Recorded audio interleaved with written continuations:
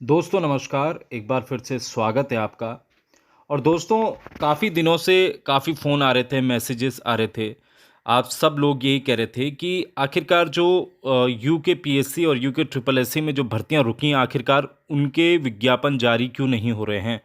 तो दोस्तों, फाइनली दिव्यांगों के कारण जो दिव्यांग कोटा था, उसके कारण जो पदों का चिन्हीकरण होना था, उसके कारण ये सारी भर्ती जो है रुकी हुई थी। और अब फाइनली दिव्यांगों के लिए जो पदों का चिन्हीकरण था वो पूरा हो चुका है। और इसी कारण से ये भर्तियां फिलहाल लटकी हुई थी और एक भी नई भर्ती नहीं आ रही थी, लेकिन अब साफ हो गया है। यहाँ पर देखिए, अगर आज का ही अखबार है और आज के अखबार में साफ लिखा है कि राज्य सरकार ने विभिन्न महकमों में दिव्यांगजनों के लिए पदों के चिन्हीकरण का काम पूरा कर लिया है। कार्मिक विभाग ने इसका जीओ जारी करने के लिए समाज कल्याण विभाग को सिफारिश भेज दी है। ठीक है। शुक्रवार को सचिव कार्मिक शैलेश बगोली की अध्यक्षता में हुई बैठक में दिव्यांगों के चिन्हीकरण पर मोहर लगाई गई। बैठक में 51 विभागों में दिव्यांगजनों के लिए पद निर्धारित किए हैं।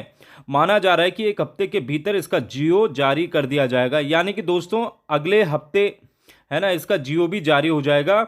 अगले हफ्ते मतलब आने वाले सोमवार के शुक्रवार तक इसका जीओ जारी हो जाएगा। आप सोचिए, आप 51 विभाग हैं, मतलब लगभग जितनी भी भर्तियां होती हैं, चाहे वो यूके पीएससी के पास वो भर्तियां आए या फिर यूके ट्रिपल एससी के पास वो भर्तियां आए, तो ये सारे अध्याचन जो है वापस भेजे गए थे।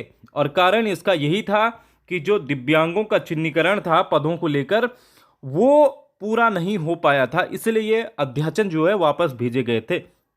अब मुख्यतः कौन कौन सी भर्तियां आएंगी, देखो लगभग 51 विभाग हैं।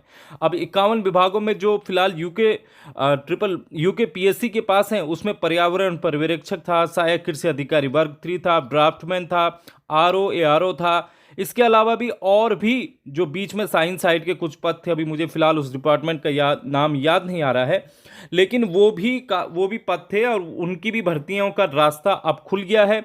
इसका मतलब ये है कि जियो जारी होने के बाद, जैसे अगले हफ्ते के करीब जियो जारी होगा, तो उसके एक हफ्ते बाद आप मान कर चलिए कि लोक सेवा आयोग हरिद्वार या फिर यूके ट्रिपल एससी के पास ये अध्याचन जाएंगे और उसके बाद भर्तियां दोबारा से खुल जाएंगी, जो भर्तियां एक तरह से अटकी थी या फिर लटकी थी।